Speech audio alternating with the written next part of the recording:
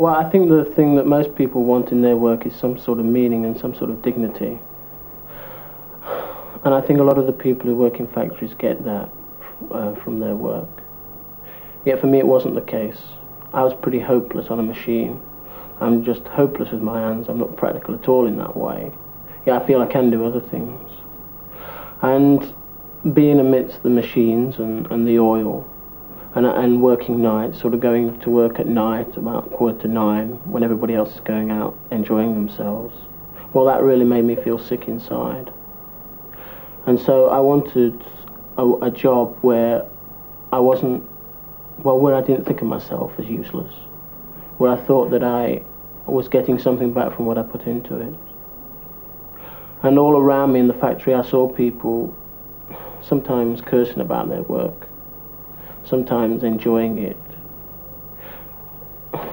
But for me, the endless succession of working on a machine and turning out bolts or what have you, well, it like got inside me and made me feel very empty.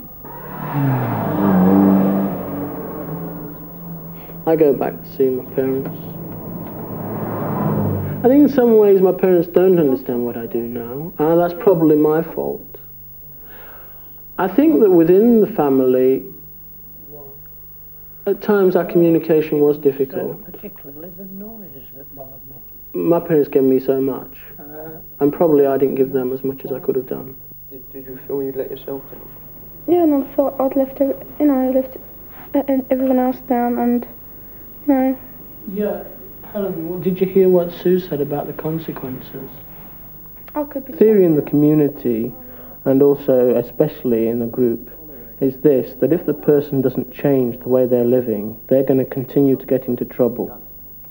For instance, the people who come here may have been part of, let's say, a skinhead gang, and the values that get acceptance in that gang are those of aggression, those of perhaps supporting Chelsea in a violent way.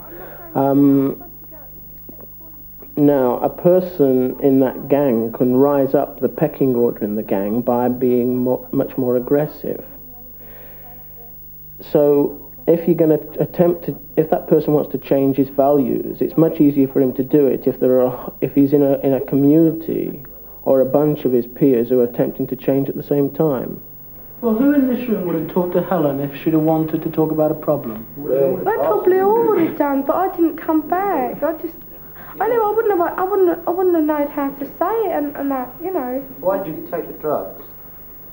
Because, I don't know, I just felt real down. I just felt alone again, you know. Why did you feel down? It just when she went back, I felt like I felt ages ago. Look, and Helen, you felt depressed, you felt miserable, right? Mm. So how did you try and deal with that? Well, I ran away from it again, I suppose. Look, Helen, say you'd have come back on Friday night, okay? Yeah, none of it would have happened. Helen, how can you be different then? How can you not get into trouble? I'm not going up to Mr. Square or anywhere, or just not going down with the same old fan. Yeah. And, you know... Will that be easy or difficult for you? It'll be difficult, I know it will. It was Friday, because all I did really was just run back to that lot. What's difficult? Is it, will you miss the things you did, or the people? I miss the people, and I just used to enjoy myself. You know, nobody's saying you can't stay out, but I mean, of course people sort of wonder what's happening to you. How would you like people to show affection to you? How? Yeah.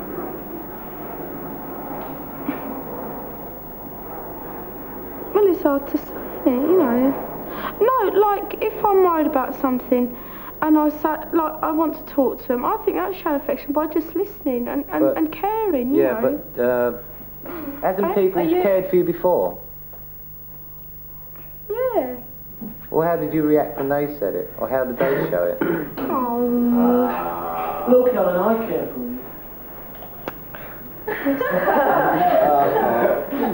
You shared your problem, right? After a lot of pressure. But you shared it. Oh, dread now.